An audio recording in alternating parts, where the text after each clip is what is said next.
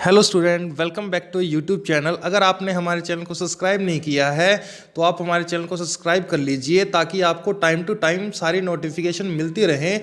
Channel को subscribe करना बिल्कुल आसान है। आपको यहाँ नीचे एक बेल आइकन दिखाई दे रहा होगा, आपको सिर्फ उसे प्रेस करना है। तो चलिए मैं प्रेस करके बता देता हूँ। ये हो गया है और इससे ही आपका चैनल हो जाएगा। Hello students, welcome back to YouTube channel. आज हम सीजीएल में मेंस में आए हुए क्वेश्चन को डिस्कस करने वाले हैं। तो ज़्यादा टाइम वेस्ट नहीं करते हुए हम आज की क्लास को स्टार्ट करते हैं। आज हमारा जो पहला सेंटेंस है वो सेंटेंस है he had always a full measure of A trait that is the mark of A successful leader. और आगे लिखा हुआ है डिटर्मिनेशन। ठीक है, इसका जो मीनिंग है उसका मीनिंग है उसके अंदर हमेशा एक ऐसी क्वालिटी रही है जो एक सक्सेसफुल लीडर की मार्क या निशानी होती है, और वो जो क्वालिटी है वो है डिटर्मिनेशन। इसका ये तो हो गया मीनिंग। अब had always a full measure of A trait, ये हो गया आपको मतलब सेंटेंस इंप्रूवमेंट करना है। अब इसके सामने आपको चार ऑप्शन दिए हुए हैं। Did always had a full measure of A trait, had always, मतलब ये आपके चार ऑप्शन दिए हुए हैं। अब एक बार इस कॉन्सेप्ट को हम अच्छे से क्लियर करते हैं। ठीक है, किसी भी सेंटेंस को सिर्फ आंसर रट लेना इंग्लिश ग्रामर नहीं है। ठीक है, इसको कॉन्सेप्चुअल चलना होता है। हम इसको कॉन्सेप्ट के अकॉर्डिंग समझते हैं। समझना कैसे, अगर हम बात करें तो इस सेंटेंस के अंदर यहाँ पे क्या दे रखा है, ऑलवेज दे रखा है। जो हमारा ऑलवेज होता है ये होता है एडवर्ब ऑफ फ्रीक्वेंसी।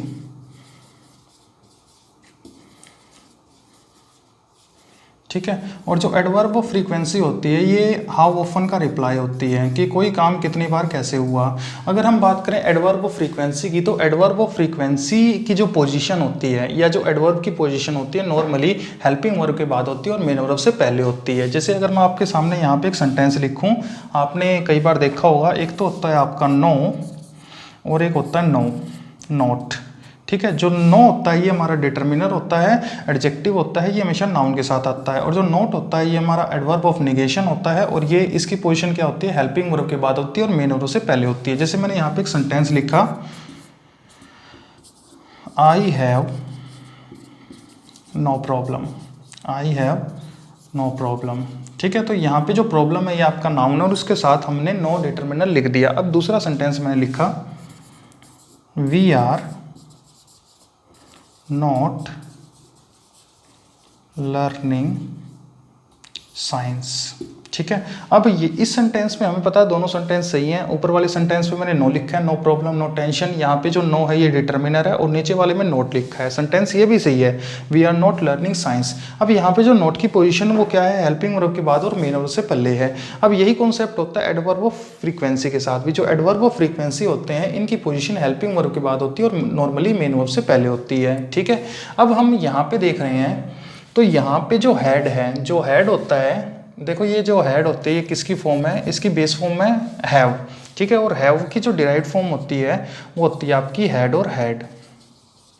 ठीक है, एक्चुअल में हमारी वर्ब की दो ही फॉर्म होती है, एक तो बेस फॉर्म होती है और डिराइव्ड फॉर्म होती है। बेस फॉर्म वो होती है जो जिससे मतलब कोई भी क्रिएशन होता है और उसमें से जो जितनी भी फॉर्म निकलती हैं वो डिराइव्ड फॉर्म कहलाती हैं। वर्ब की हमारी दो ही फॉर्म होती है, बेस और डिराइव्ड फॉर्म।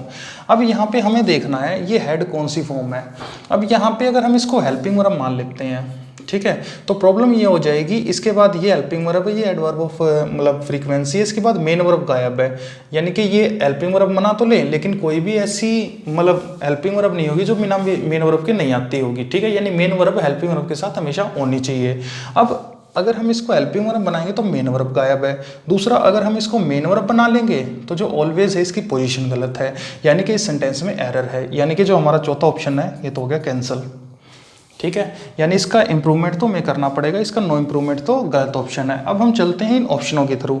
अब हम पहले ऑप्शन को देख रहे हैं, ये देखते हैं, did always had a full measure of A trait. यहाँ से हमने क्या देखना है, देखो जो डिड होता है ये हमें पता है ये हमारा पास्ट होता है, पास्ट की जो आपकी हेल्पिंग वर्ब होती है। और जो डिड होता है इसके बाद एक्चुअल में जब हम एडवांस लर्निंग करेंगे तो डिड एक मोडाल्स की तरह ही काम करता है और उसके बाद हमेशा हमें बेस फॉर्म लिखनी पड़ती है। अब अगर ये आपका डिड आ गया है तो इसके बाद हमें लिखनी होगी बेस फॉर्म। देखो डिड यहाँ पे हेल्पिंग वर्ब है, ऑलवेज की पोजीशन होगी हेल्पिंग वर्ब के बाद मेन वर्ब से पहले। लेकिन डिड के बाद जो यहाँ पे हेड आना था, यहाँ पे हेड नहीं आ सकता क्योंकि हेड यहाँ पे जब मेन वर्ब का काम कर रहा है तो हमें यहाँ पे डिड के अकॉर्डिंग क्या लिखना चाहिए, बेस फॉर्म लिखनी चाहिए। अब जो हैव की मतलब जो हैव है ये बेस फॉर्म होता है और हैड होती है सेकंड और थर्ड फॉर्म होती है। हमने लिख दी ये, हमें लिखनी थी ये, तो इस वजह से ये जो पहला ऑप्शन है ये भी गलत हो गया। क्यों? क्योंकि डिड के बाद हमेशा क्या आती है आपकी बेस फॉर्म आती है। नेक्स्ट क्वेश्चन की ओर चलते हैं। अब नेक्स्ट क्वेश्चन में भी हमने क्या कर दिया, यही प्रॉब्लम कर दी। हैड के बाद ये तो आपकी हेल्पिंग वर्ब बन गई, इसके बाद यहाँ पे जो एल्वो और ये ऑलवेज है ये आपकी मेन वर्ब मतलब वो बन गया, एडवर्ब ऑफ फ्रीक्वेंसी बन गया। इसके बाद जो हैव है ये आपकी मेन वर्ब बनेगी। लेकिन प्रॉब्लम ये है हैज हैव हैड के बाद हमेशा वर्ब की थर्ड फॉर्म आती है। ठीक है, अब ये तो हमारी वर्ब की बेस फॉर्म है और हमें क्या चाहिए, वर्ब की थर्ड फॉर्म। तो यहाँ पे ये इसलिए गलत हो गया क्योंकि यहाँ पे हैड नहीं है। तो हमारा ऑप्शन जो बी है ये भी क्या हो गया, रॉन्ग हो गया।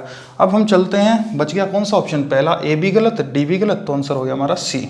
ठीक है, तो इस तरीके से हमें किसी भी कॉन्सेप्ट को सीखने के लिए हमेशा उसके ऑप्शंस के थ्रू चेक करना होता है कि हमें कौन सा ऑप्शन सही लग रहा है, कौन सा ऑप्शन गलत लग रहा है। किसी भी सेंटेंस को समझने के लिए उसके अंदर किसी भी रूल नियम कानून की आवश्यकता नहीं होती, सिर्फ आपके बेसिक कॉन्सेप्ट क्लियर होने चाहिए। ठीक है, तो होप आपको ये क्वेश्चन समझ में आ गया होगा। तो अब हम आगे चलते हैं।